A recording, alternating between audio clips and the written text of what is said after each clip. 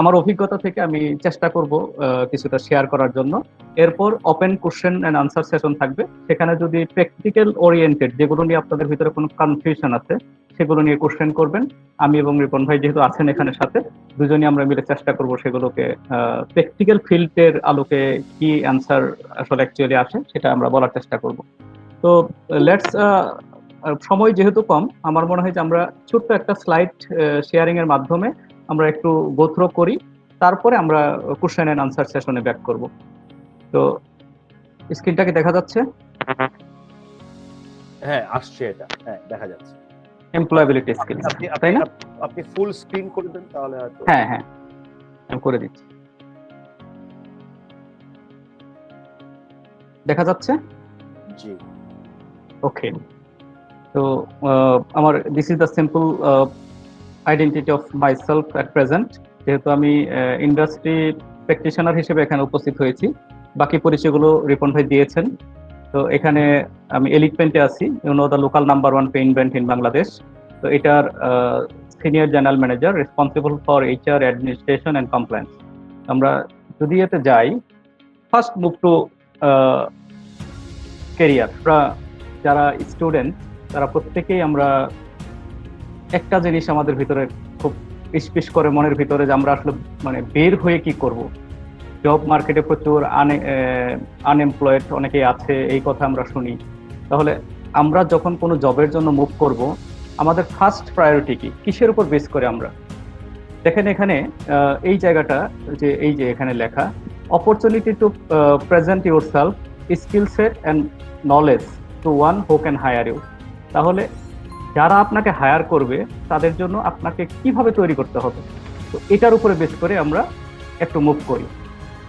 এখানে দেখেন academic background first হলো আপনার, যে বিবিএ স্টুডেন্ট আপনারা আছেন, আমি যতটুকু শুনেছি রিপন ভাইয়ের কাছে, আপনার থার্ড ইয়ারের বা লাস্ট ফাইনাল সেমিস্টারের।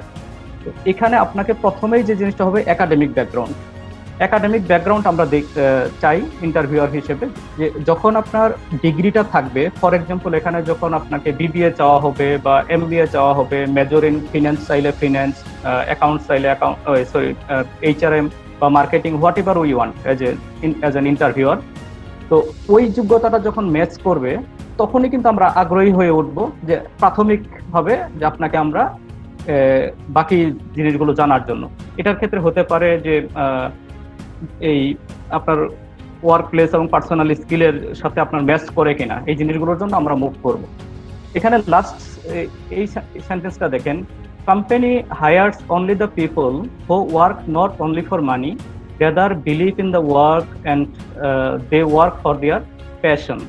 অর্থাৎ আপনি কি মানে চাকরি পাচ্ছেন না, আপনি ভিতরে ভিতরে ইনসাইড আপনার আছে যে আপনি একটা গভর্নমেন্ট জবের জন্য আপনি বের হওয়ার পরে ট্রাই করবেন, কিন্তু আপনি ফর দ্য টাইম বিং এই জবটা করার জন্য আপনি ইন্টারভিউ ফেস করতে গেছেন, এবং এই জিনিসটা আপনি ইনসাইড লুকিয়ে রেখেছেন যে আপনি এই জবটা আগে ম্যানেজ করবেন, যদি হয়ে যায় তারপরে আপনি গভর্নমেন্ট জবের জন্য বা অন্য একটা অর্গানাইজেশনের জন্য আপনি সার্চ করবেন।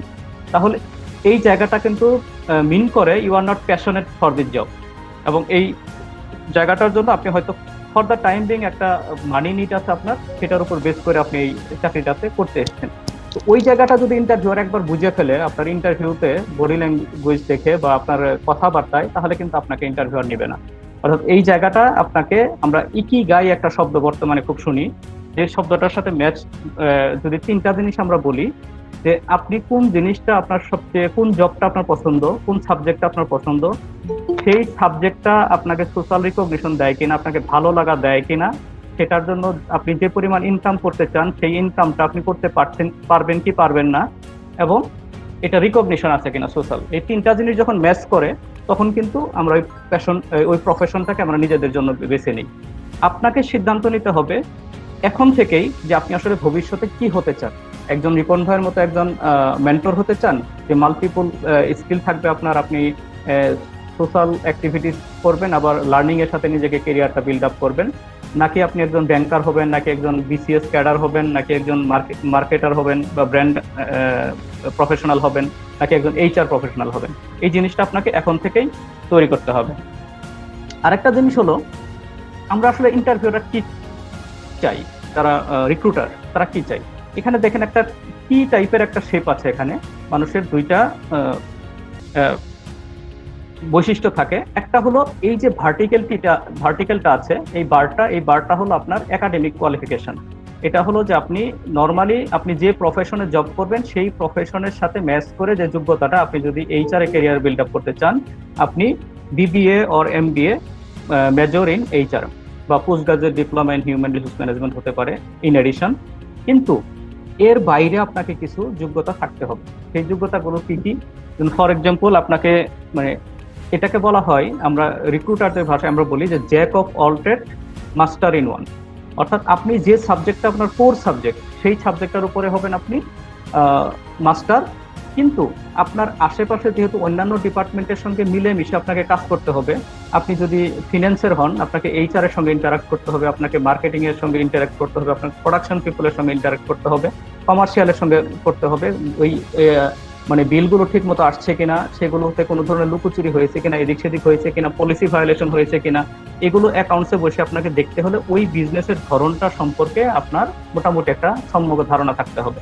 অর্থাৎ এই জন্য আপনি যে সাবজেক্টেই পড়েন না কেন, সেই সাবজেক্টের বাইরে আপনাকে অন্যান্য সম্পর্কে আপনাকে ইন্টারভিউ বোর্ডে এখন ইদানিং, কারণ আজকের একজন ফ্রেশ গ্রাজুয়েট ভবিষ্যতের ওই কোম্পানির একজন ডিপার্টমেন্টাল হেড, এইভাবেই কিন্তু ভালো অর্গানাইজেশনগুলো রিক্রুট করে থাকেন। তো এই জন্য আপনার ভিতরে অন্য ডিপার্টমেন্ট সম্পর্কে জানার ইচ্ছা, বা বর্তমানে না জানলেও ভবিষ্যতে জানার ইচ্ছা কতটুকু আছে, সেটা কিন্তু ইন্টারভিউ বোর্ডে আপনাকে টেস্ট করা হবে বা আমরা করে থাকি।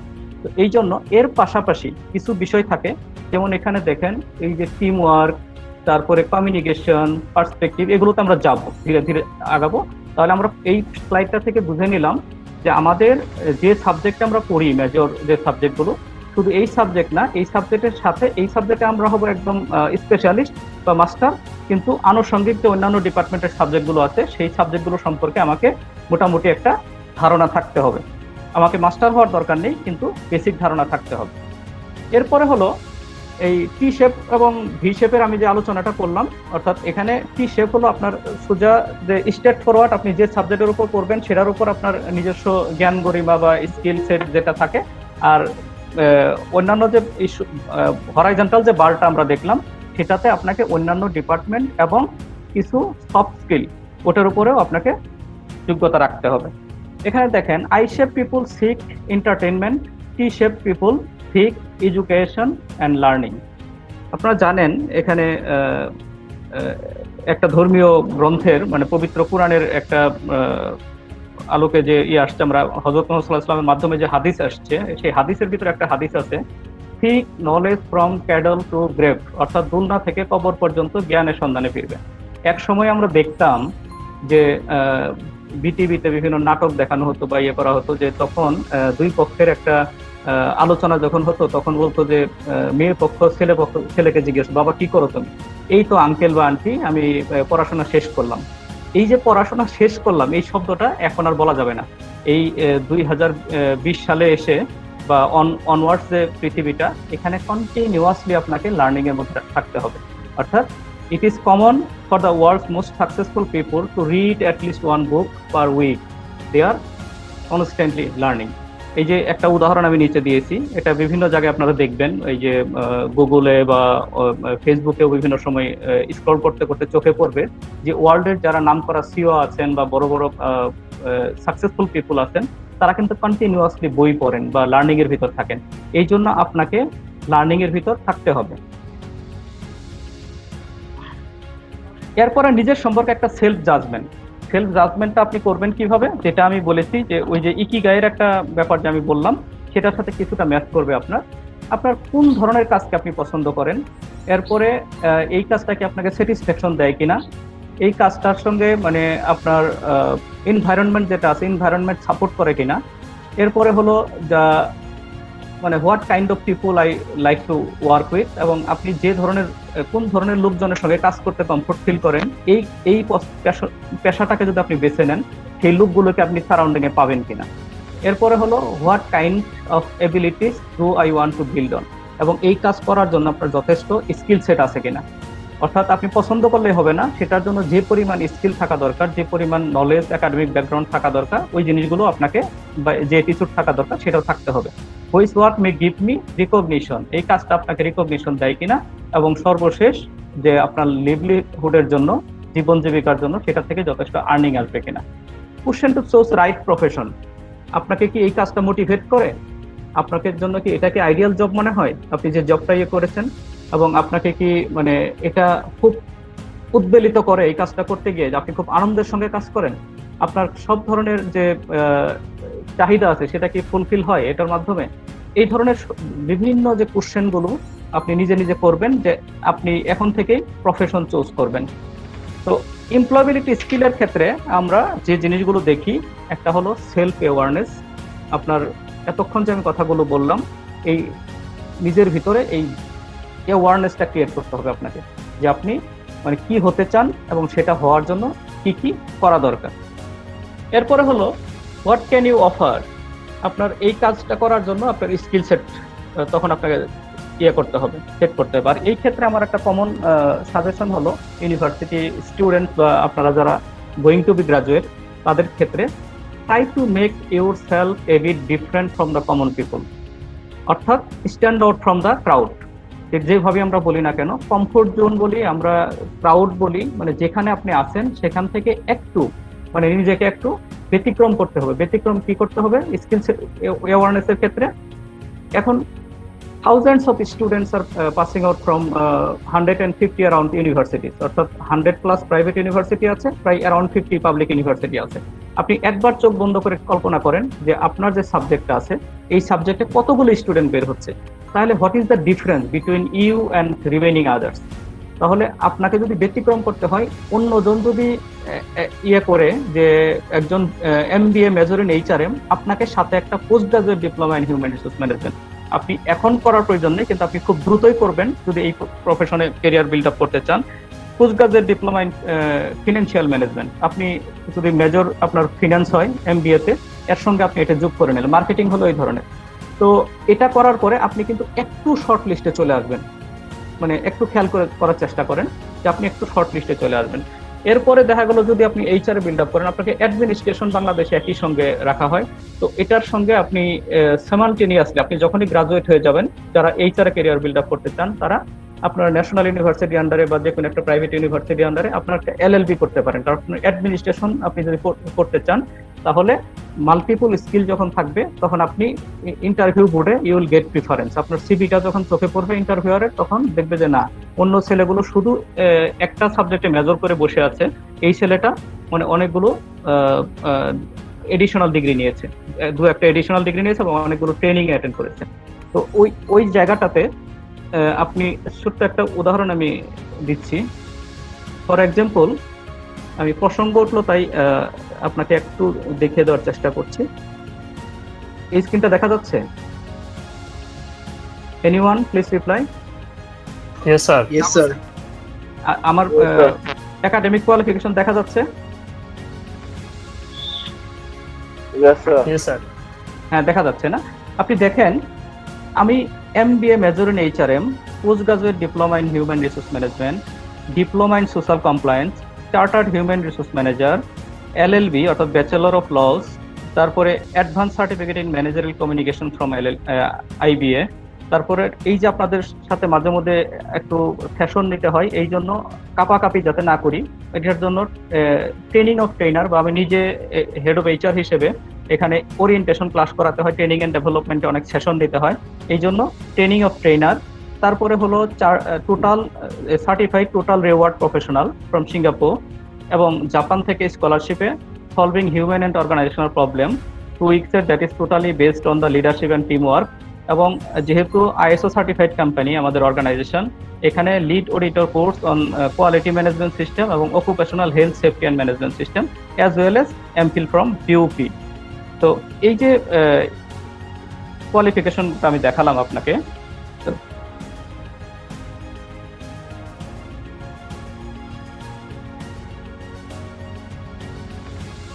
তো কি মনে হচ্ছে এখন? যে অর্থাৎ আমাদেরকে কোন একটা, আমি যদি MBA মেজর ইন HRM নিয়েও আজকে এই জবটা করতে থাকতাম, আমার কাজের কিন্তু সমস্যা হতো না। কিন্তু আমার যে প্রোফাইলটা একটু ব্যতিক্রম করেছি, এটার জন্য কি হয়, আমি যে কোনো জায়গায় একটু এক্সেপশনালি মানে আমি ট্রিটমেন্ট পাই। অর্থাৎ আমাকে একটু অন্য নজরে দেখা হয় যে হ্যাঁ মানে his reach by his academic background. তো সেলফ অ্যাওয়ারনেস, স্কিল সেট, তারপরে হলো কেরিয়ার রেডিনেস। অর্থাৎ এই সব কিছু মিলিয়ে এই কেরিয়ারের জন্য আপনাকে মেন্টালি প্রিপারেশন নিতে হবে। এই ক্ষেত্রে একটা জিনিস আমি সাম আপ করবো পরে। তারপরে how do you express yourself, অর্থাৎ আর্টিকুলেটিং ইউর এক্সপিরিয়েন্সেস। আপনি যে ওই সাবজেক্টের উপর এক্সপার্ট, আপনি যে ভালো প্রেজেন্টেশন দিতে পারেন, আপনার ইংলিশের দখল যে ভালো, অর্থাৎ এই জায়গাগুলোকে আপনাকে ইন্টারভিউ বোর্ডে যখন আপনি কল পাবেন সেই জায়গায় সুন্দরভাবে প্রেজেন্ট করতে হবে, বা এর আগে আপনার সিভিতে সুন্দর করে এই ব্যাপারগুলোকে আর্টিকুলেট করতে হবে। তারপরে হলো making a good impression in person. আপনাকে যে জিনিসটাকে আমরা যদি বলি ক্রেডিবিলিটি, অর্থাৎ আপনার বিশ্বস্ততা, এটা আপনার সোশ্যাল নেটওয়ার্কিং এর মাধ্যমে হোক, প্রফেশনাল নেটওয়ার্কিং এর মাধ্যমে হোক, ইন্টারভিউ বোর্ডে আপনার কথাবার্তায় হোক, যে কোনো ভাবে হোক আপনাকে ক্রেডিবিলিটি বাড়াতে হবে। অর্থাৎ আপনাকে দেখে যেন মনে হয় যে আপনাকে ট্রাস্ট করা যায়, আপনি যা বলছেন এটা আপনি ইনসাইড থেকে বলছেন, অর্থাৎ ব্রেন এন্ড মাইন্ড একসাথে কথা বলছে আপনার।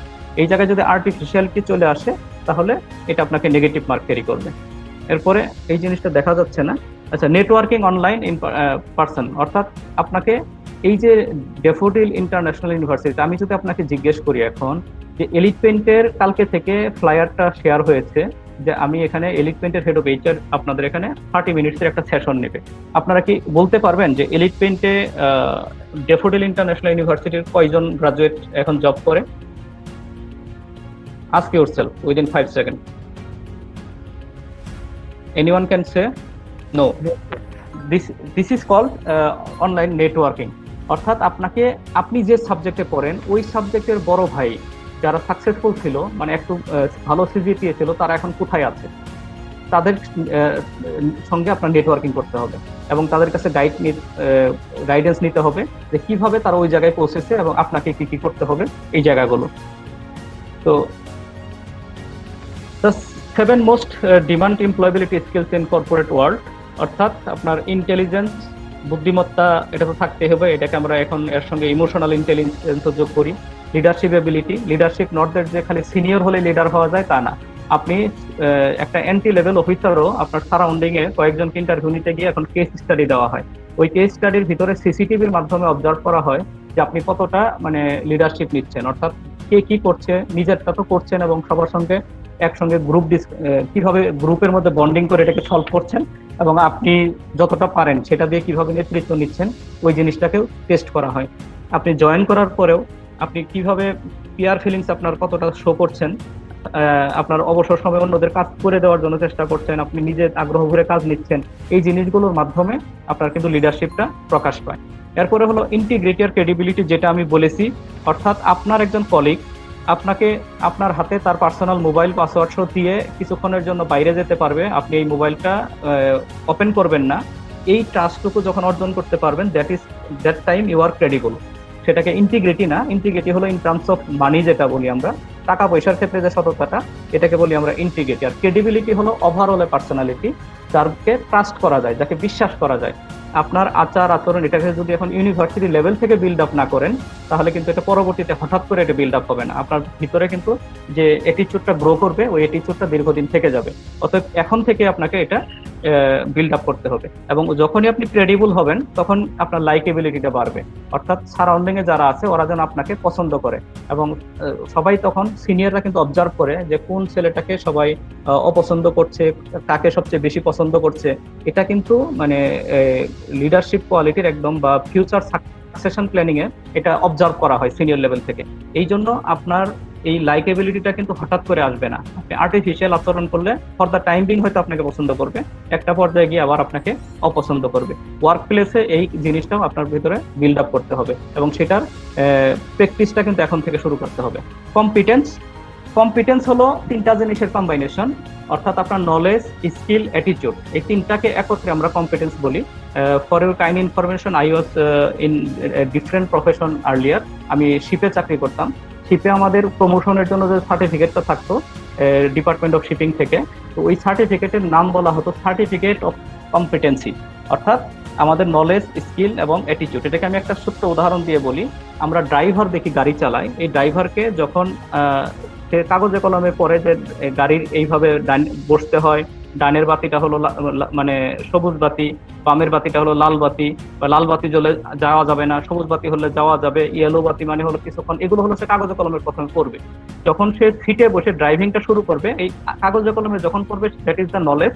সিটে বসে যখন সে ড্রাইভিংটা করবে সেটা হলো তার স্কিল, এবং সে চালানোর সময় হঠাৎ করে আপনার একটু ডিউটি বেড়ে গেছে, এটার জন্য সে মন খারাপ করে কিনা, একটু একজন রিক্সার সঙ্গে একটা ধাক্কা লাগার পরে আপনাকে গাড়িতে বসিয়ে রেখেই ও নেমে গিয়ে রিক্সাওয়ালাকে মানে ধমক বা খুব অশ্লীল ভাষায় গালিগালাজ করছে কিনা, এগুলো হলো তার অ্যাটিটিউড। অর্থাৎ সবকিছুর মধ্যে যদি সে পজিটিভ থাকে তাকে আমরা পজিটিভ অ্যাটিটিউড বলবো, আর যদি এ করে তাহলে আমরা বলবো নেগেটিভ অ্যাটিটিউড। এই তিনটা জিনিসের কম্বাইনেশন হলো কম্পিটেন্সি। অর্থাৎ আপনার ভিতরে কম্পিটেন্ট হয়ে উঠতে হবে, আপনি যে সাইডে জব করতে চান সেই সাইডে তিনটা জিনিসের কম্বাইনেশন থাকতে হবে। এই কম্বাইনেশন গ্রো করার জন্যই ইন্টার্নশিপের ব্যবস্থাটা করা হয়েছে। বিভিন্ন ইন্ডাস্ট্রিতে পাঠানো হয় আপনাদেরকে গ্রাজুয়েশনের শেষের সেমিস্টারে ইন্টার্নশিপ করার জন্য। অর্থাৎ নলেজটা আপনি একাডেমিক্যালি নিচ্ছেন, স্কিলটা আপনি ওখান থেকে নেবেন, প্লাস ওয়ার্ক কালচার থেকে আপনারা কম্পিটেন্স অ্যাটিটিউডটাও শিখবেন। অ্যাটিটিউডটা শুরু থেকেই শুরু হয়। কারেজ বলতে এখানে যে কোনো সময় আপনাকে খুব কুইকলি যে কোনো চ্যালেঞ্জ নেওয়ার জন্য আপনাকে মানে প্রস্তুত থাকতে হবে। আপনি যত মানে আপনি কাজকে চেয়ে নিবেন, যে কোনো চ্যালেঞ্জকে আপনি সাহস করে নিয়ে নিবেন এবং সেটার জন্য পরবর্তীতে ড্রাইভ দিবেন কিভাবে এটাকে সাকসেসফুল হওয়া যায়। সেই জিনিসটা কর্পোরেট সেক্টরে আমরা খুব পছন্দ করি। ইনার স্ট্রেংথ, আপনার ইনসাইডের স্ট্রেংথটা থাকতে হবে। এর সঙ্গে আমি একটা জিনিস বলবো যে ফিজিক্যাল ফিটনেস ইজ ম্যান্ডেটরি। আপনি যদি ভালো হেলে দুলে যদি একটা ভঙ্গুর স্বাস্থ্য নিয়ে আপনি ইন্টারভিউ বোর্ডে হাজির হন, তাহলে সেই জায়গায় মানে আপনাকে প্রথম শটেই অর্থাৎ প্রথম 30 সেকেন্ড ইজ দ্য মানে best time to impress from your side to interviewer. অর্থাৎ ইন্টারভিউয়ারকে ইমপ্রেস করার জন্য আপনি যে প্রথম ইনটা করলেন, আপনার গেস্টার পোস্টার, আপনার ক্লিন শেপ সবকিছু ঠিকঠাক আছে কিনা, অর্থাৎ আপনার স্বাস্থ্যটা ফিটনেসটা ঠিক আছে কিনা, যে জবের জন্য টাকা হয়েছে ওই জায়গাটা, অর্থাৎ উপরের যোগ্যতাগুলো যখন থাকবে তখন এবং ফিজিক্যাল ফিটনেস থাকবে তখন আপনার ইনার স্ট্রেংথটা বাড়বে।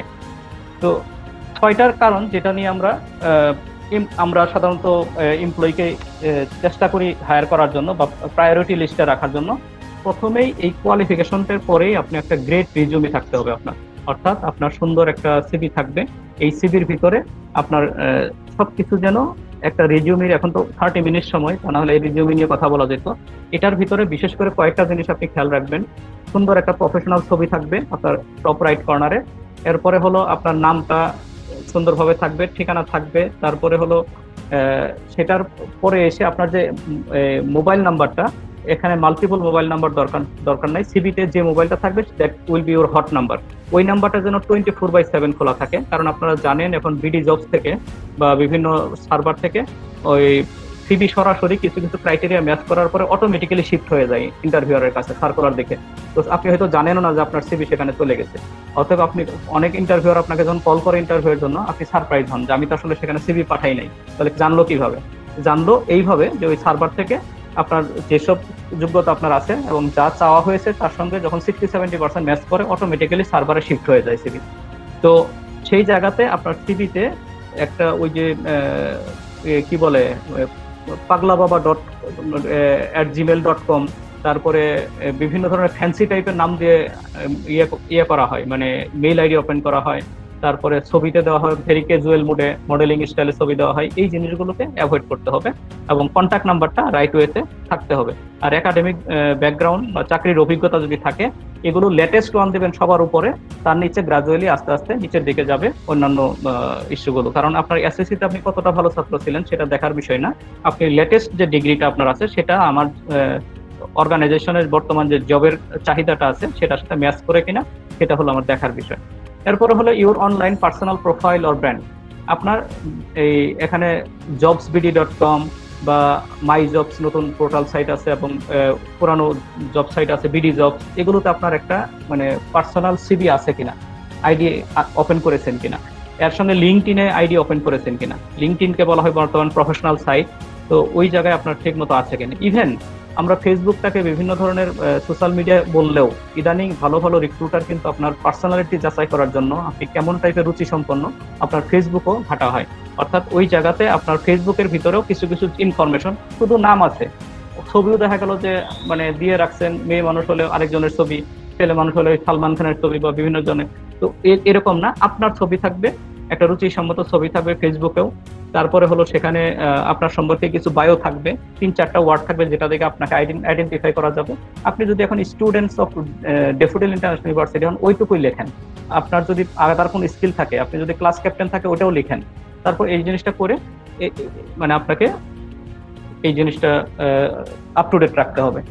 The right skills and experience, যেটা আমি অলরেডি বলেছি, আমি এটা তৈরি করছি না। Staying power with the business, অর্থাৎ যে সাইডে আপনি কেরিয়ারটা বিল্ড আপ করতে চান সেখানে প্রচুর সময় দিতে হবে। সেই রিলেটেড যত পড়াশোনা আছে সেগুলোতে আপনি ট্রেনিং বা অন্যান্য সব কিছুতে আপনাকে ইনভলভ হতে হবে। ইউ গেট অন উইথ পিপুল, যেটা আমি বলেছি নেটওয়ার্কিং, অর্থাৎ বিভিন্ন ধরনের প্রফেশনাল নেটওয়ার্কিং এর কারণে এন্ট্রি লেভেলের জব হোক আর যেটাই হোক, প্রত্যেক লোকে চায় যে ট্রাস্টেড কিছু কেউ আসলে আমি আননোন একজন লোককে নিতে গিয়ে সেই লোকটা অনেস্ট কি ডিসঅনেস্ট, তার কাজ করার আগ্রহ কতটুকু সেটা আমি কিন্তু ইনস্ট্যান্ট বুঝতে পারবো না। অর্থাৎ তাকে রিপন ভাইকে আছেন, আমার 3 মিনিট আছে, আমি কি 5 মিনিট সময় বেশি নিতে পারবো? শিওর আমার হ্যাঁ। ছাত্রছাত্রীরা সবাই আসলে মনোমুগ্ধের মতো শুনছে, প্লিজ। হ্যাঁ হ্যাঁ, থ্যাংক ইউ ভেরি মাচ। তো ইউ গেট, কারণ 27 বাজে, তো এই নেটওয়ার্কিংটা, যেমন ফর এক্সাম্পল আমার ডিপার্টমেন্টে যদি একজন এন্ট্রি লেভেলের একজন অফিসার লাগে, আমি চাইবো এরকম আমার যদি চেনা জানার ভিতরে মানে অবশ্যই আপনারও এই বিবিএ মেজর ইন এইচআরএম এবং যাকে নিব তাকেও বিবিএ মেজর ইন এইচআরএম, কিন্তু ডিফারেন্স হলো সে আমার নোন পার্সন। রিপন ভাই আমাকে রিকমেন্ড করেছে যে মুরাদ ভাই, আমি এই ছেলেটাকে চিনি বা এই মেয়েটাকে আমি চিনি, হি ইজ আটমোস্ট অনেস্ট, আপনি যেহেতু অনেস্ট একটা ছেলে খুঁজছেন, আমি আপনাকে চিনি। এই ধরনের একটা রিকমেন্ডেশন যখন রিপন ভাইয়ের কাছ থেকে আসবে, আর আপনি যখন আননোন হিসেবে আমাকে অন্য একজন অ্যাপ্লাই করবে, এই দুইজনের মধ্যে রিপন ভাই যাকে রেফার করেছে দুইজনের ব্যাকগ্রাউন্ড সেম, তাহলে তার যোগ্যতাটা মানে তার সিভিটা আমি এগিয়ে রাখবো আমার রিক্রুটমেন্টের ক্ষেত্রে। এটাকে বলা হয় বেনিফিট অফ প্রফেশনাল নেটওয়ার্কিং। তো পজিটিভ অ্যাটিটিউড অ্যান্ড এনথুসিয়াজম, যেটা আমি অলরেডি বলেছি। বেসিক এমপ্লয়েবিলিটি স্কিলের আবারও যদি একটু রিক্যাপ করি আমি, communication skill, writing and speaking clearly, listening well, able to negotiate. তারপরে হলো আপনার টিম ওয়ার্ক স্কিল, যেটা আমি অলরেডি বলেছি। তারপরে হলো লার্নিং স্কিল, আপনাকে কন্টিনিউয়াসলি লার্নিং হ্যাবিট থাকতে হবে। অর্থাৎ এটাকে অনেকে মজা করে বলে যে লার্ন করলে, লার্ন যে স্পেলিংটা আমরা লিখি LEARN, লার্নের এলটা বাদ দিলেই হয় আর্ন। অর্থাৎ আর্ন করার আগে, রোজগার করার আগে আপনাকে, আয় করার আগে আপনাকে লার্ন করতে হবে, লার্ন করার মাধ্যমে আর্ন করতে হবে। তারপরে হলো সেলফ ম্যানেজমেন্ট স্কিল, নিজেকে একটু ডিসিপ্লিন লাইফ লিড করতে হবে। এই সোশ্যাল মিডিয়া আর ফেসবুকের যুগে আমরা দেখা গেল ইয়াংদের ভিতরে যে বৈশিষ্ট্যটা আমরা পাই, যে রাত জেগে জেগে একেবারে মানে যখন মানুষের জাগার সময় হয় সেই সময়টাতে আমরা ঘুমাতে যাই, সেটা না করে early to bed early to rise makes a man healthy wealthy and wise. অর্থাৎ আপনি একটা সুন্দর ডিসিপ্লিন করেন, ঠিক আছে, আমরা যারা একটু সিনিয়র তারা 11টার মধ্যে ঘুমিয়ে যাচ্ছে, আপনি 12টার মধ্যে ঘুমান, সমস্যা নেই, কিন্তু তাই বলে আপনি সারা রাত জাগবেন। আবার যে সময়টাতে মানে কাজকর্মের সময় হিসেবে সিলেক্ট করা হয়েছে দিনের সময়, ঘুমানোর সময়টাকে আপনি জেগে থাকলেন, কাজ করলেন, পড়াশোনা করলেন বা সোশ্যাল নেটওয়ার্কিং করলেন, আর যে সময়টাতে আপনার কাজ করার কথা, পড়াশোনা করার কথা, সেই সময় আপনি ঘুমালেন। এতে আপনার দুইটা ক্ষতি হবে। এখন আপনি একটা ব্যাড হ্যাবিটের মধ্যে চালিত হবেন, এটার কারণে আপনার দীর্ঘমেয়াদী শরীর স্বাস্থ্যর ক্ষতি হবে, যেটা ভঙ্গুর স্বাস্থ্য নিয়ে আমি আগেই বলেছি যে ফিটনেসটা অবশ্যই দরকার ইন্টারভিউ বোর্ডে। তারপর হলো টেকনোলজি স্কিল, বর্তমানে টেকসেভি। এই যে আজকে এই ক্লাসটা আজকে যদি 6 মাস আগে হতো, তাহলে আমি ফিজিক্যালি এসে আমাকে ক্লাসটা নিতে হতো এখানে আপনাদের সামনে, হয়তো এখন আমি পুরো বডি ল্যাঙ্গুয়েজ মানে আপনারা দেখতে পেতেন। কিন্তু আজকে এই যে রিপন ভাই আমাকে বলে দিলেন যে মুরাদ ভাই সেশনটা হবে গুগল মিটে, এবং আর কিন্তু কিছুই বলতে হয়নি। বাকিটা আমি ওখান থেকে একটা লিঙ্ক দিয়েছি, ওখান থেকে কোন অংশটুকু কপি করতে হবে, এখানে এসে পেস্ট করতে হবে এবং ইন করতে হবে, কিভাবে স্লাইড শেয়ার করতে হবে, এই জিনিসটা কিন্তু আমি আগে জানতাম না, এই 6 মাস আগেও জানতাম না। Being a senior GM, just think মানে ফর এ হোয়াইল, আমি এই জিনিসটা গুগল মিটে কিভাবে মিটিং করতে হয় আমি 6 মাস আগেও জানতাম না, অথচ আজকে আমাকে কাউকে দেখিয়ে দিতে হলো না। অর্থাৎ এই যে নিউ নর্মাল, এই নিউ নর্মালে আপনাদেরকে কিছু এডিশনাল মানে রিপন ভাই যেটা সবসময় বলেন যে মানে ইন্ডাস্ট্রি 4, অর্থাৎ এই যে টেকনোলজিক্যাল রিভলিউশন, এই জিনিসটা নিউ নর্মালে আরো বেশি প্রয়োজনীয়তা। অর্থাৎ আপনাকে টেক সেভি হতে হবে, এর সঙ্গে কম্পিউটার লিটারেসি, আপনাকে এক্সেল, পাওয়ার পয়েন্ট এবং যদি গ্রাফিক ডিজাইন জানেন, এগুলোর এন্ট্রি লেভেলের অফিসার হিসেবে আপনি আপনার যে ডিপার্টমেন্টের বস থাকবে, ওনার সময় নেই যে একটা পাওয়ার পয়েন্ট প্রেজেন্টেশন নিজে হাতে করে করবে, কারণ ওনার সময়ের মূল্য অনেক বেশি। তারপরে হলো এক্সেলের অ্যানালাইটিক্যাল রিপোর্ট, আপনি যদি উনি চাওয়া মাত্র আপনি করে দিতে পারেন যে যে গত 6 মাসের সেলসের যে ট্রেন্ড আছে সেটা গ্রাফ উপরে উঠেছে না নিচে নেমেছে, দেখবেন যে আপনি খুব প্রিয় হয়ে গেছেন। পাওয়ার পয়েন্ট প্রেজেন্টেশন সুন্দর করে রেডি করে দেবেন, একটা গ্রাফিক ডিজাইন, ওনার একটা এক জায়গায় এই যে সেশন নিতে যাবে ডেফোডিল ইন্টারন্যাশনাল ইউনিভার্সিটিতে, আপনার ডিপার্টমেন্টাল হেডকে আপনি যদি খালি আইডিয়াটা দিয়ে দিল, আপনি ওটার উপর বেস করে আপনি সুন্দর একটা ফ্লায়ার তৈরি করে দিলেন, তাহলে দেখবেন যে আপনাকে লাইক করা শুরু করেছে আপনার ডিপার্টমেন্টাল হেড। এই জন্য শুধু মানে ওই যে সাবজেক্ট রিলেটেড জব সেটা না, আমাকে we have to be multi skill. তো এগুলো আর আমি এখন করছি না। আমি এরপরে হলো to overcome the pre interview anxiety, practice is the কি টু সাকসেস। অর্থাৎ আপনি ইন্টারভিউ বোর্ডে ভয় পাওয়ার যে দুরুটা শুরু হয় ইন্টারভিউ কল পাওয়ার সাথে সাথে, এটার জন্য আপনি আপনার লুকিং মিররের সামনে হোক বা যে কোনো জায়গায় হোক, একা একা টেবিল চেয়ারের সামনে হোক, আপনি কি বলতে চান সেটা বলার নিজেই বলেন, বলে দেখেন যে আসলে কেমন শোনা যায়। প্রয়োজন বোধে নিজে ভিডিও নিজে করে দেখেন, তারপরে ভিডিওটা যে কোথায় বসে 2-3 বার দেখার পরে আপনার ভিতরে অনেক চলে আসবে, মানে আপ টু ডেট হয়ে যাবেন আপনি নিজেই। Attend interview workshops and view interview videos, এবং ইউটিউবে প্রচুর ভিডিও পাওয়া যায় ইন্টারভিউইং স্কিলের উপরে। তারপরে আপনি ইন্টারভিউ স্কিলের উপরে অনেক সময় সেশন হয়, এই যে আজকের সেশনটাও একটা তার মধ্যে একটা। এই ধরনের যখনই কোনো স্কোপ থাকবে এগুলোতে আপনারা অ্যাটেন্ড করতে থাকবেন। মিট উইথ কেরিয়ার কাউন্সিলর পরে মক ইন্টারভিউ, এই যে যারা মানে এই ধরনের ডেফোডিল ইন্টারন্যাশনাল ইউনিভার্সিটিতে আমি নিজেও 2বার গিয়েছি, যে মক ইন্টারভিউর ব্যবস্থা আছে আপনাদের কেরিয়ার ডেভেলপমেন্ট সেন্টার যেটা আছে, ওই শামসুদ জোহা ভাই আছেন, তো আমাকে ইন্টারভিউ করেছিল। এগুলোর মাধ্যমে কিন্তু আপনার এই প্র্যাকটিক্যাল নলেজটা হবে যে কিভাবে আসলে ইন্টারভিউ বোর্ডে কোশ্চেন করা হয়। Practice for the interview with family or friends and practice যেটা আমি বলেছি অলরেডি, ফ্যামিলি মেম্বারদেরকে নিয়েও। এরপরে আমাদের বডি ল্যাঙ্গুয়েজের ভিতরে অনেক সময় আমরা যাচ্ছে তাই মনে করার চেষ্টা করি। স্টুডেন্ট লাইফ আর কর্পোরেট লাইফ দুইটার ভিতরে কিন্তু একটা বেসিক ডিফারেন্স আছে। অর্থাৎ আপনি চুলের কাটিংটা কেমন নিয়ে ইন্টারভিউ বোর্ডে যাবেন, আপনার কোন জামাটা পরে যাবেন, মানে সবকিছু যেন একটু মার্জিত হয় এবং অন টাইম মেনটেন করাটা খুবই জরুরি। এই জিনিসগুলো ধরেন এখানে যে মানে হেয়ার স্টাইল কি হবে, তারপরে আপনার ব্লেজার পরে যাবেন নাকি শার্ট পরে, ক্যাজুয়াল স্মার্ট বলে একটা কথা আছে, আপনাকে টাই পরে যেতে হবে এরকম না। আমরা নিজেরাও টাই ছাড়াই, যে এখন আমি সেশন নিচ্ছি টাই ছাড়া শুধু শার্ট পরে, এবং কমফোর্টের জন্য আপনি নর্মালি ক্যাজুয়াল স্মার্ট পড়তে পারেন, কিন্তু সেটা অবশ্যই মানে দামি হতে হবে সেটা না, কিন্তু যেটা পরবেন আয়রন করা থাকবে, পলিশ শু থাকবে, তারপরে হলো ফিটফাট থাকবে, অর্থাৎ সবকিছু মার্জিত থাকবে। এরপরে ইন্টারভিউ বোর্ডে অবশ্যই আপনি 10 থেকে 15 মিনিট আগে যাতে পৌঁছতে পারেন সেইভাবে আপনাকে মানে শিডিউলিং করতে হবে। অর্থাৎ আগের দিনই সব পরিকল্পনা সবকিছু গোছগাছ করে আপনি ঘুমাবেন, যে সময়ে রওনা করার কথা তার কিছু সময় আগে রওনা করবেন। কারণ প্রোঅ্যাক্টিভনেস বলে একটা কথা আছে, যে স্টিফেন কভির 7 habits of highly effective people, সেখানে বলা হয় যে ঢাকা শহর ট্রাফিক জ্যামের শহর, আপনি এটার উপরে আপনার হাত নেই, কিন্তু আধা ঘন্টা আগে ঘুম থেকে ওঠার, আধা ঘন্টা আগে ইন্টারভিউয়ের জন্য রওনা করার উপর কন্ট্রোল কিন্তু আপনার আছে, সেই কন্ট্রোলটা আপনাকে অ্যাপ্লাই করতে হবে। Turn off the cellphone, interview বোর্ডে যখন ঢুকবেন তখন আপনি মোবাইলটা অফ রাখবেন।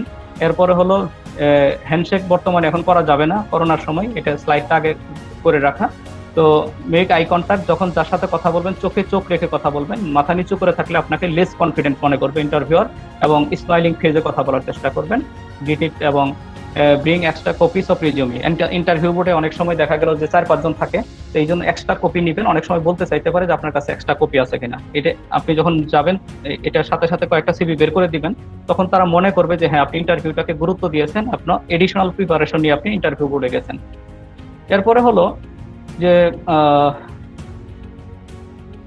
আচ্ছা, আমি এই জিনিসগুলোকে many interview will assess you based on the appropriate eye contact or posture, correctly pronouncing his her name. ছোট্ট একটা কাহিনী বলি, এটা হলো কোনো একটা কর্পোরেট হাউসে, সঙ্গত কারণে আমি কোম্পানিটার নাম বলছি না, ওনার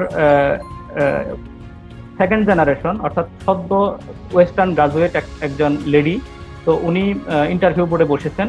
প্রত্যেক ইন্টারভিউকে অর্থাৎ যারাই ক্যান্ডিডেট ঢুকেছেন প্রত্যেককে জিজ্ঞেস করেছেন অনেক কোশ্চেনের মাঝে, যে হ্যাঁ শুরুতেই প্রথম নিজের পরিচয় দিয়েছেন, তারা বাবা মেয়ে দুজনই পরিচয় দিয়েছেন, এবং ইন্টারভিউ দিয়ে যখন বের হয়ে যান দরজার কাছে যাওয়ার পরে আবার একটু পিছন থেকে ডাক দেওয়া হয়েছে, হ্যালো মিস্টার অমুক, can you recall my name. ওই লেডি জিজ্ঞেস করছেন যে আপনি কি আমার নামটা বলতে পারবেন, আমি যে শুরুতে পরিচয় দিয়েছিলাম। সবাই তো শোনার জন্য শুনেছে, বলতে তো আর পারছে না। তো এরকম পারে নাই, লাস্ট ওয়ান একজন শুধু ওই নামটা রিকল করতে পেরেছে, তাকেই সিলেক্ট করা হয়েছে। একদম প্র্যাকটিক্যাল ঘটনা বললাম, আমি সঙ্গত কারণে নামটা বলছি না, খুব একটা লার্জ গ্রুপ বাংলাদেশের। তো অর্থাৎ আপনি ইন্টারভিউ বোর্ডে গিয়ে যা শুনছেন, মনোযোগ দিয়ে শুনছেন, এটা কিন্তু আপনি যদি ঘাবড়ে যান তাহলে এই জিনিসগুলো ভুলে যাবেন। এই জিনিসটা মানে আপনাকে অ্যাডেড ভ্যালু দিতে পারে যদি আপনি সুন্দরভাবে রিকল করতে পারেন। তো অনেক সময় একদম ওভারলি ফর্মাল হওয়ার কারণে আপনাকে রোবোটিক লাগবে, সেটাও দরকার নাই। তারপরে এই জিনিসগুলো মোটামুটি আমি বলেছি সবকিছু। তো সেখানে কথা বলার সময় স্পষ্ট করে বলবেন এবং স্লোলি বলবেন। তো প্রথমে আগে নিজে বোঝার চেষ্টা করবেন ইন্টারভিউয়ার কি কোশ্চেন করছে, কোশ্চেনটা বুঝে তারপর অ্যান্সার করবেন। মাঝখানে এই কোশ্চেনের অ্যান্সার করা শুরু করবেন না। তারপরে যা বলবেন সেটা অনেস্টলি বলবেন। যদি না জানেন সেখানে মেকি স্বভাব দেখানোর দরকার নাই, অর্থাৎ আপনি জানেন ভুলে গেছেন এরকম একটা অ্যাটিচিউড করার দরকার নাই। সুন্দরভাবে সরি বলে নেবেন, স্যার এই জিনিসটা আমার জানা নেই, জানা থাকলে স্যার ভালো হতো, তো আমি সরি স্যার, আমি এখান থেকে বের হয়ে গিয়ে জেনে নিব। তো এই ধরনের আপনি বলতে পারেন। তো নন ভার্বাল ফিডব্যাকের বডি ল্যাঙ্গুয়েজের ভিতর অনেক সময় থাকবে যেটা পজিটিভ হতে হবে, কোনো সময় অ্যাটিটিউড খারাপ করা যাবে না। তারপরে অ্যাভয়েড নেগেটিভ টার্মস, যেমন আগের কোম্পানি, তারপরে আপনার প্রচুর অভাব অনটন আছে, তারপরে আপনি মামা চাচা না এই জন্য জব হচ্ছে না, এগুলো ইন্টারভিউ বোর্ডে বলা যাবে না। তো তো if asked any an illegal question, be tactful with an appropriate. এটা ধর্মীয় ব্যাপারে হতে পারে, আপনি পলিটিক্যাল কোনো পার্টির সঙ্গে জড়িত কিনা বা অন্য কোনো ইস্যুস হতে পারে, এই জায়গাগুলো খুব ট্যাক্টফুলি অ্যান্সার করতে হবে। ক্লোজিং স্টেটমেন্টে হলো যে আপনার be prepared with the closing statement regarding interest of abilities. তারপরে হলো আপনি যদি বিজনেস কার্ড দেওয়ার কোনো স্কোপ থাকে বা তারা চায় তাহলে সেখানে অ্যাড করে দিতে পারেন। ফ্রেশ গ্রাজুয়েট হিসেবে সেটা নাও হতে পারে, বাট একজন স্টুডেন্টেরও কিন্তু একটা বিজনেস কার্ড থাকতে পারে। তো এই হলো অবস্থা। সময় যেহেতু কমে গেছে, বাংলাদেশে বর্তমানে প্রতি 1000 দিনে একটা করে জব চেঞ্জ হয়, এরকম একটা এভারেজ আছে। 40 বছর বয়স পর্যন্ত গিয়ে 23 বছরে যদি কেরিয়ার শুরু করা হয়, অর্থাৎ 8টা থেকে 10টা জব চেঞ্জ হয় একজন মানুষের জীবনে। আবার এমনও আছে যে শুরুতে ঢুকে একটা কোম্পানি থেকে রিটায়ারমেন্টে গেছে গভর্নমেন্ট জবের মতো, বা বড় জোর 2টা বা 3টা, সেই ধরনের উদাহরণও আছে। এখন ইউ হ্যাভ টু চুজ যে আপনি কোনটাকে বেছে নেবেন। তবে মিনিমাম 1000 দিনের আগে একটা অর্গানাইজেশনের কালচার, ওই জব সম্পর্কে জানা এবং নিজেকে প্রুভ করা, এটা অর্থাৎ 3 বছরের নিচে সুইচ করা উচিত না এটার জন্য। তো এই হলো অবস্থা, আর বাকি আমি যাচ্ছি না। তো this is my contact number. If you still have, যেহেতু আমি কোশ্চেন অ্যান্সারের সেশনও খেয়ে ফেলেছি আমার সেশনের ভিতরে, কথা বলতে গিয়ে ওয়ান ওয়ে কমিউনিকেশন করতে গিয়ে, প্র্যাকটিক্যাল হলে হয়তো সময় বেশি হলে 2 ওয়ে কমিউনিকেশন হতো। So this was from my side, Nipon bhai, and all the beloved students. Thank you Murad ভাই। আমি জাস্ট কয়েকজন খুবই চমৎকার অ্যাট এ গ্ল্যান্স আপনি বলেছেন, এবং মুরাদ ভাই আপনি হয়তো জানবেন, আপনি যদি আপনার স্ক্রিনটা যদি একটু অফ করে দেন তাহলে আমি আপনাকে দেখাবো একটা জিনিস। আপনার টোটাল প্রেজেন্টেশনটা আমরা একটা অনলাইন সলিউশনের মাধ্যমে আসলে আপনি স্টপ শেয়ার করেন, আমি তাহলে আপনাকে দেখাই আর কি। হ্যাঁ, আপনার আজকের সেশনটা সম্পূর্ণটাই রেকর্ডেড ভার্সন হয়ে আমাদের এই বিএলসি তে, যেখানে আমরা আগেই আমাদের এই অনলাইন প্ল্যাটফর্ম যেটা ব্লেন্ডেড লার্নিং সেন্টারের মাধ্যমে পরিচালিত হয়, এখানে অলরেডি আপনার সেশনটাই ছিল, এবং এখানেই এখন আপনার এই পুরো সেশনটার লাইভ রেকর্ডিংটা এখানে বসে যাবে। এবং আমাদের ছাত্রছাত্রী যারা হয়তো মনোযোগ ছিল না, বা অনেকে অনেক জায়গায় বাইরে আছে কয়েকজন আমি জানি, তারা কিন্তু পরবর্তীতে আপনার এই ফুল সেশনটা রেকর্ডিং শুনতে পারবে, এবং এটা লাইফ লং থাকবে তাদের। আমি আশা করি তোমরা যারা শুনেছো প্রত্যেকেই মুরাদ ভাই ভেরি এক্সপেরিয়েন্সড প্রফেশনাল, তার কাছ থেকে অবশ্যই ভালো জিনিস পাবে। বাট আমি এখন 3টা বা 4টা হাইয়েস্ট 4টা প্রশ্ন আমি কি পেতে পারি কিনা তোমাদের কাছ থেকে?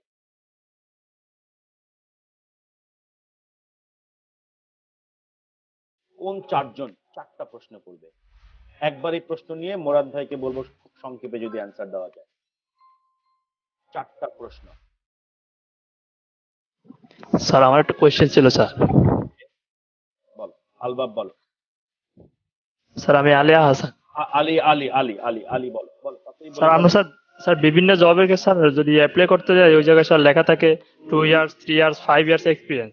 স্যার আমরা যখন স্টাডিটা কেবল স্যার আমরা শেষ করি বা গ্রাজুয়েশনটা শেষ করি, ওই সময় আমাদের এক্সপিরিয়েন্সটা আমরা কিভাবে স্যার করতে পারি?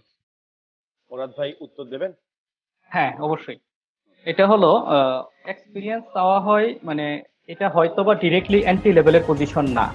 আপনি ফ্রেশ গ্রাজুয়েট হিসেবে আপনাকে সিক করতে হবে যে আপনার ফ্রেশ গ্রাজুয়েটদের জন্য মানে নো নিড অফ এনি, মানে fresh graduates are also encourage to apply, এই ধরনের একটা কমেন্ট থাকে এক্সপিরিয়েন্স চাইলেও। অল্টারনেটিভলি। আবার যেসব জায়গায় এক্সপিরিয়েন্স থাকে এই জায়গাটাতে আপনার একটা কাজ করতে হবে, যে সাবজেক্টের উপর ক্যারিয়ার বিল্ড আপ করতে চান সেখানে শুরু থেকে কিছু পার্ট টাইম কাজ করার অভিজ্ঞতা আপনাকে নিতে পারলে ভালো। কারণ হলো ওয়ান্স আপন এ টাইম মানে আমরা শুনতাম বিদেশে কাজের ডিগনিটি অফ লেবার আছে, বাংলাদেশের ডিগনিটি অফ লেবার নেই। কিন্তু এখন কিন্তু বাংলাদেশেও মানুষ কাজ করতে আর লজ্জা পায় না। মানে অনেক পার্ট টাইম জব লাইক একটা ইন্টারন্যাশনাল ট্রেড ফেয়ার, সেখানে 1 মাসের জন্য একটা স্টলে সেলসম্যান হিসেবে আমাদের ইউনিভার্সিটি গ্রাজুয়েটরা কাজ করছে। তারপরে বিভিন্ন যে বসুন্ধরা বা যমুনা ফিউচার পার্ক আমি দেখেছি ইউনিভার্সিটি স্টুডেন্টরা সেখানে এই খাবার সার্ভ করছে। এতে তারা কিন্তু লজ্জা পাচ্ছে না এবং লজ্জা পাওয়া উচিত না। এই যে জায়গাগুলো অনেক ভলেন্টারি জব আছে না? হ্যাঁ, অনেক ভলেন্টারি জব আছে, অনেক ভলান্টারি জব আছে, বন্যা দুর্গততে সাহায্য দিতে যাওয়া। হ্যাঁ হ্যাঁ হ্যাঁ। তো এই ধরনের ইয়েগুলো, এবং যেহেতু ইউনিভার্সিটিগুলোতে ফ্লেক্সিবল ক্লাস টাইম, ইভিনিং এ করা যায়, উইকেন্ডে করা যায়, বাকি সময়গুলোতে আপনারা এখন থেকে এই এক্সপিরিয়েন্স গুলো গেইন করবেন। যে সাইডে ক্যারিয়ার বিল্ড আপ করতে চান, মাল্টিপল এক্সপিরিয়েন্স কিন্তু অনেক সময় কাজে দেয় না ফ্রেশ গ্রাজুয়েটদের জন্য। তাকে স্পেসিফিক হলে তাহলে ওই জায়গাটা আপনার এখন থেকে মাইন্ডসেট করতে হবে। আমি আরেকটা, হ্যাঁ রিপন ভাই। ফ্যান্টাস্টিক। আলী হাসান, তুমি মানে বুঝতে পারো আমাদের এখন 8 মাস সময় আছে। 8 মাসে আমরা এই অভিজ্ঞতাগুলো সাজিয়ে মানে অর্জন করে সাজিয়ে লিখবো। ওকে, দ্বিতীয় প্রশ্ন কে করবে?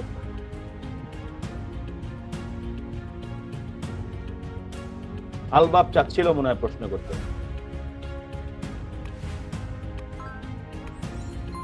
না স্যার, ঠিক আছে, আলী আমার স্যার একটা কোশ্চেন ছিল, সেটা হচ্ছে কি স্যার, মানে যেহেতু জব সেক্টরে আমাদের মানে এর পরের ইয়াতে যেতে হবে, তা এখন থেকে স্যার কি কি স্টেপ ফোকাস করব, যে এই স্টেপ গুলা থাকলে আমি ওই জায়গায় যেয়ে পৌঁছাতে পারবো? যে আমি আলবাবে প্রশ্ন বুঝে গেছি। মুরাদ ভাই, আপনি কি 2 থেকে 3টা স্ট্রেংথের কথা বলে দিতে পারবেন? এটা হলো আপনার পড়াশোনা যেটা করছেন এই সাবজেক্ট, তো এটা নিয়ে আর নতুন করে বলার কিছু নেই। অবশ্যই এখানে একটা মিনিমাম নলেজ নিয়ে আপনি বের হবেন। এর পাশাপাশি আপনার 2টা সাইডের কম্পিউটার লিটারেসিতে আপনাকে স্ট্রং হতে হবে। ইংলিশের ফ্লুয়েন্সিটা, বাংলায় কথাবার্তা বলি আমরা অফিসে, বাট এখন বেশিরভাগ অফিসে রিটেন কমিউনিকেশনটা হয় ইংলিশে, অর্থাৎ সবকিছু আপনাকে ইংলিশে, যেহেতু রিটেন কমিউনিকেশনটা করতে হবে। কম্পিউটার লিটারেসি, ইংলিশের নলেজ, তারপর হলো কমিউনিকেশন স্কিল, এরপরে হলো আপনার এই যেটা বললাম যে ফিজিক্যাল ফিটনেস না থাকলে আপনি অফিসের ভিতরে, এই জায়গাটা আমরা অনেকেই বলি না, রিসেন্টলি আমি খেয়াল করে দেখেছি যে এই জিনিসটা আমাদের আসলে এমপ্লয়াবিলিটি স্কিলের ভিতরে অ্যাড করা দরকার, যে আমাদের ফিজিক্যাল ফিটনেসটাও দরকার। এবং তা না হলে আপনি ক্লাসে অফিসে গিয়ে ঘুমাতে চাইবেন বা অন্যান্য কিছু ইয়ে করবেন, মানে মানে কি বলে এটাকে, অমনোযোগী হয়ে যাবেন। তো এই যে জিনিসগুলো, এই মানে অর্থাৎ কমিউনিকেশন স্কিল, কম্পিউটার লিটারেসি, ইংলিশের fluency both verbal and written, আর এক্সট্রা কারিকুলার অ্যাক্টিভিটি যদি থাকে আপনার, সেটা ভালো। রাইট, তার মানে ওই যে ভলেন্টারি পার্ট টাইম এগুলিকে সাজিয়ে লেখা, মানে কথা আর কি। আচ্ছা, তৃতীয় প্রশ্ন কে করবে? স্যার, আমি এই প্রশ্নটা করতে চাচ্ছিলাম। Yes yes yes. স্যার যেটা বললো যে আমাদের রিলেটিভ, মানে আমাদের মেজর রিলেটিভ কিছু জব এক্সপিরিয়েন্স আগে থেকে নিয়ে রাখা, হোক সেটা পার্ট টাইম বা শর্ট টাইম।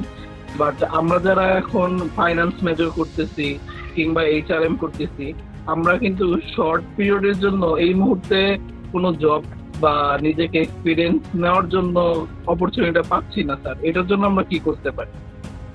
আমি যদি আমার কথাটাই স্যার বলি যে আমি এখন ফাইন্যান্স মেজর করতেছি, এই মুহূর্তে যদি আমি ফাইন্যান্স রিলেটেড কোনো একটা এক্সপিরিয়েন্স নিতে চাই উইদিন নেক্সট 8 মান্থস, সেক্ষেত্রে আমার কি করণীয়?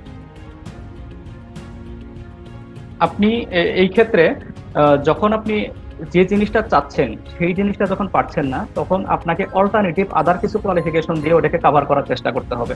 আমি আমার পার্সোনাল এক্সপিরিয়েন্সে দেখিয়েছি, আমার একাডেমিক ব্যাকগ্রাউন্ডটা দেখিয়েছি। সেটার ক্ষেত্রে আমি কিন্তু এগুলো মাত্র এই 2010 থেকে 2015-র মধ্যে এই জিনিসগুলো করা। আদারওয়াইজ আমি ছিলাম কিন্তু একটা ডিফারেন্ট ট্র্যাকে, শিপে ছিলাম। যখন আমি দেখলাম যে আমাকে সরাসরি ডিপার্টমেন্টাল হেড হিসেবে, ক্যাপ্টেন থেকে রিটায়ার করে আসার পরে এখানে আমাকে ডিপার্টমেন্টাল হেড হিসেবে নিচ্ছেন না, তো অ্যাকসেপ্ট করতে চাচ্ছেন না কলিগরা, তখন আমার মনে হলো যে মানে তাহলে কি আমি আবার এন্ট্রি লেভেলে জয়েন করে সেখান থেকে I need to gain the experience 8 to 10 years again two B the head of department? মানে নো, এটা তো আর পসিবল না। তাহলে আমি কি করতে পারি? তখন আমাকে অন্য একটা সাইডে আমাকে এক্সেপশনাল হতে হবে। এক্সেপশনাল হওয়ার জন্য তখন আমি বেছে নিলাম যে আমার প্রোফাইলটাকে আমি এমন জায়গায় নিয়ে যাব যেন মানে একদম আনকমন হয়, অন্যান্যদের যা আছে তার চেয়ে আমার কিছু বেশি থাকবে।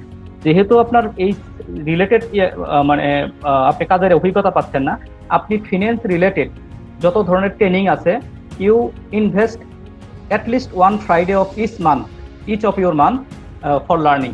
অর্থাৎ আপনি ফিনান্সের যে ট্রেনিংগুলো হয়, আপনি এটাকে বিআইএমএ দেখেন বা বিডি জবে দেখেন বা অন্যান্য যে ট্রেনিং প্রোভাইডার ইনস্টিটিউটগুলো আছে, আইবিএ তে finance for non finance manager আছে, তো এই জাতীয় যত আছে এগুলো করে আপনার সিভির ভিতরে মানে অন্তত 10টা বা 20টা বের হতে হতে আপনি এই ফিনান্সের ট্রেনিংগুলো অ্যাটেন্ড করেন। তখন দেখা যাবে সিভিটা যখন যাচাই করতে গিয়ে এক্সপিরিয়েন্স না থাকলেও ওই জিনিসগুলো কিন্তু চোখে পড়বে যে অন্য সিভি হোল্ডারদের চেয়ে এই ছেলেটা দেখি যে এই রানিং অবস্থায় এতগুলো ট্রেনিং করেছে এবং তার সাবজেক্ট রিলেটেড, তাহলে অন্য এক্সপিরিয়েন্সের চেয়ে একে আমরা মূল্যায়ন করতে পারি। আরেকটা জিনিসও আছে যেটা যে আমি যদি মুরাদ ভাইয়ের সঙ্গে একটু অ্যাড করি, ফ্যান্টাস্টিক অ্যান্সার দিয়েছেন মুরাদ ভাই। নাজমুল হোসেনের যেমন ফাইন্যান্সের কি কি কাজ করতে হয় এটা কি আমরা জানি নাজমুল? বেসিক্যালি এখন তো ফোকাস করতেছে ফিনটেক যেটা সেটা, অ্যানালিস্ট হিসাবে কাজ করতে চাচ্ছিলাম আমরা ফিউচারে।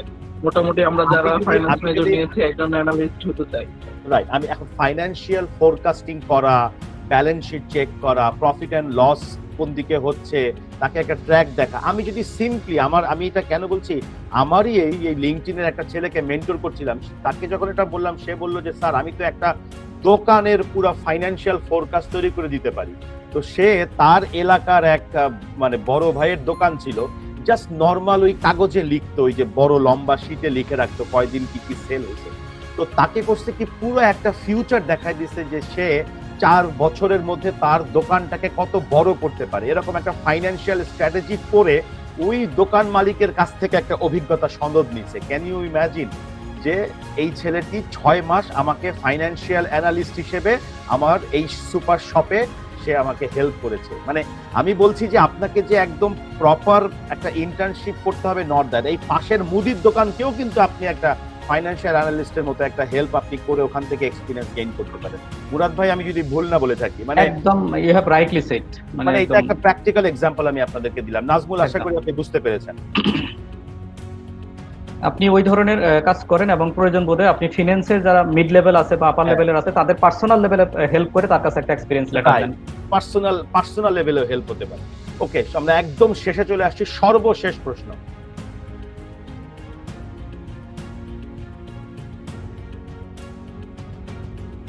আমার মনে হয় যে আর বোধহয় নেই কোশ্চেন। ওকে, তার মানে 3টা প্রশ্ন অত্যন্ত গুরুত্বপূর্ণ ছিল। থ্যাংক ইউ মুরাদ ভাই, থ্যাংক ইউ সো মাচ। আমি আপনাদের ধন্যবাদ জানাই আজকের এসে, বাট আমি লাস্টের একটা অ্যাসাইনমেন্ট আমি বলতে পারি আর কি, অ্যাসাইনমেন্ট হিসেবে যেটা আমাদের আপনারা সবাই যে বিএলসিতে আপনারা জয়েন করেছেন, এই বিএলসিতে অ্যাসাইনমেন্টটা বলা আছে। এই অ্যাসাইনমেন্ট আর কিছুই না, সিম্পলি আপনাকে অনলাইনে একটা কোর্স করতে হবে আগামী 7 দিনের মধ্যে, একটা ফ্রি কোর্স।